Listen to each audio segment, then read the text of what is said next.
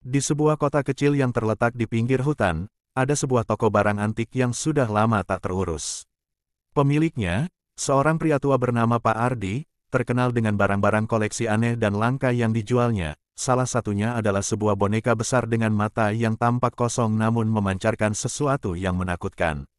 Boneka itu bernama Annabelle. Annabelle terlihat seperti boneka biasa pada awalnya, seorang gadis kecil dengan gaun kuno berwarna putih, rambut panjang yang terurai, dan senyuman yang tampak ramah. Namun, ketika malam tiba, tampaknya ada sesuatu yang berubah. Banyak orang yang datang ke toko itu mengaku merasa terintimidasi hanya dengan memandang boneka tersebut.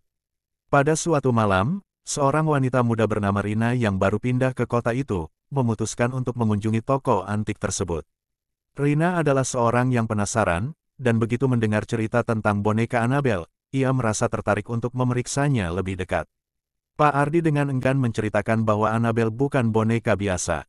Ada roh jahat yang menghuni boneka itu, katanya, dengan suara bergetar. Siapapun yang menyentuhnya, akan mendapat kutukan. Rina tertawa kecil, menganggapnya hanya cerita bohong untuk menarik perhatian. Namun, rasa penasarannya lebih kuat daripada ketakutannya. Dia membeli boneka itu tanpa berpikir dua kali, berharap bisa membuktikan bahwa itu semua hanya mitos belaka. Malam pertama Rina membawa Annabelle ke rumahnya, kejadian aneh mulai terjadi. Tiba-tiba saja lampu di rumah padam, dan sebuah suara bisikan terdengar di telinganya. Rina merasa gelisah, tetapi mencoba mengabaikannya. Ia meletakkan Annabelle di meja dekat jendela dan pergi tidur. Namun, saat tengah malam, ia terbangun oleh suara langkah kaki kecil yang terdengar jelas di dalam rumah. Suara itu semakin dekat, dan saat ia membuka matanya, ia melihat boneka Annabelle sudah berdiri di ujung tempat tidurnya. Mata boneka itu tampak hidup, berkilat merah seperti bara api.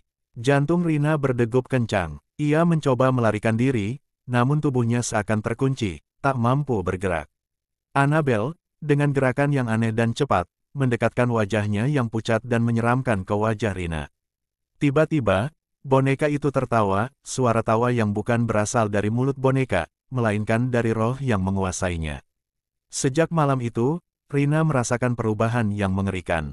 Ia mulai mengalami mimpi buruk yang sama setiap malam, dikejar oleh sosok bayangan yang tak terlihat, hanya diikuti oleh tawa Annabelle yang menggema. Rina menjadi semakin lemah, tubuhnya seperti kehilangan energi. Setiap kali ia mencoba untuk menjauhkan boneka itu, Annabelle seolah-olah bergerak sendiri, selalu kembali ke tempat yang sama. Keputusasaan mulai merasuki dirinya. Ia mencoba meminta bantuan dari seorang paranormal, yang mengatakan bahwa Annabelle bukanlah boneka biasa, melainkan wadah bagi roh jahat yang telah lama terperangkap. Roh itu mencari korban untuk menghisap kehidupan mereka dan memindahkan jiwanya ke dalam tubuh mereka. Satu-satunya cara untuk menghentikan kutukan itu adalah dengan membakar boneka tersebut, namun itu bukanlah perkara mudah.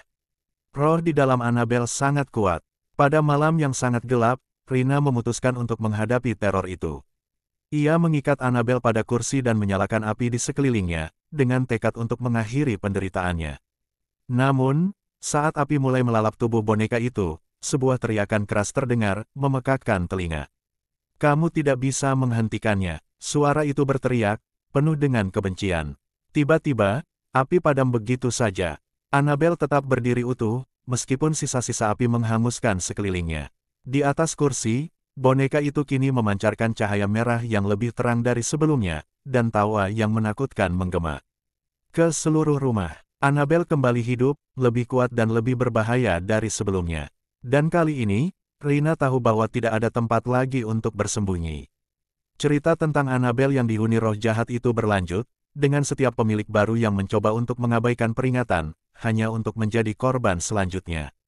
Boneka itu terus mencari tubuh baru, merenggut nyawa mereka satu persatu, tak pernah puas, dan tak akan pernah berhenti.